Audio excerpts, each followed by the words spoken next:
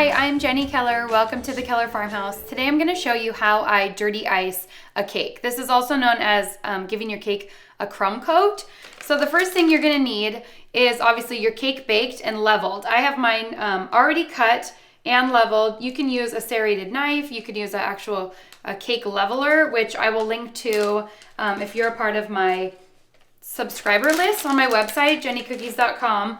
If you're not, head there now and put your email in the bottom of the page and I will send you out a recipe for this cake, all the tools and tricks and tips to dirty ice a cake. So I have buttercream icing already mixed up and ready to go, and I'm putting it in a disposable icing bag without a tip on the end. So if you notice here, I'm just gonna cut the end of the bag. And we have a cake board, which is just a cardboard cake board. We need this, that way we can move our cake around if we want to put it on a different platter or cake stand or whatever. And so you're going to take your buttercream icing and you're just going to put a tiny bit down on the cake board. This is going to act as basically a glue for your cake not to move around. The cakes I have baked are an 8-inch size. So we're going to put the bottom of the cake onto the cake board.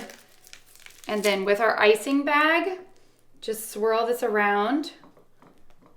This way it goes on easier. You can definitely do this with a cake spatula or whatever. I just find that this is fast and simple. And I also have a cake turner that will make your life easy as well. And then I also have the angled cake spatula, which I use all the time. This is such a good tool for your kitchen. You'll use it for all kinds of stuff.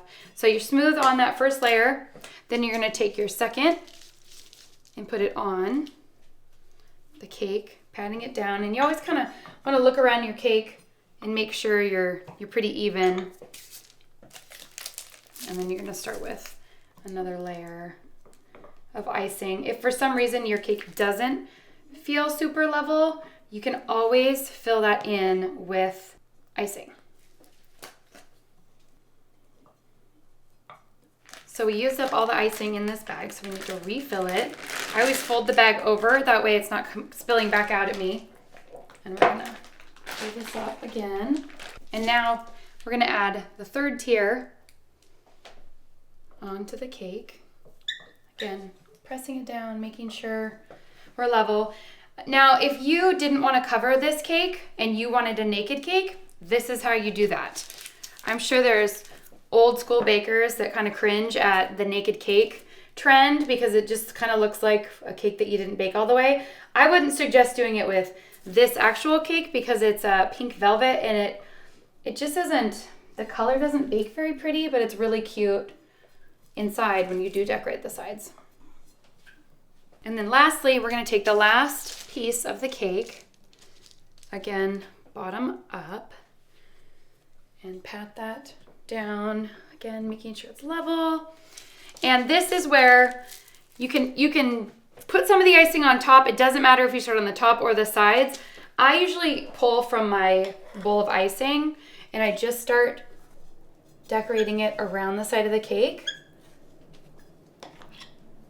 And it's okay if crumbs are getting in your cake because that's the whole purpose.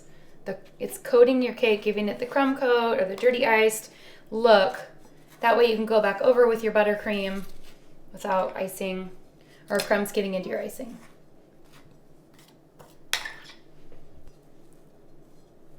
Once you have the cake covered in icing, you want to give it a really good smoothing motion around the cake with either a cake spatula or you can even use a really tall knife.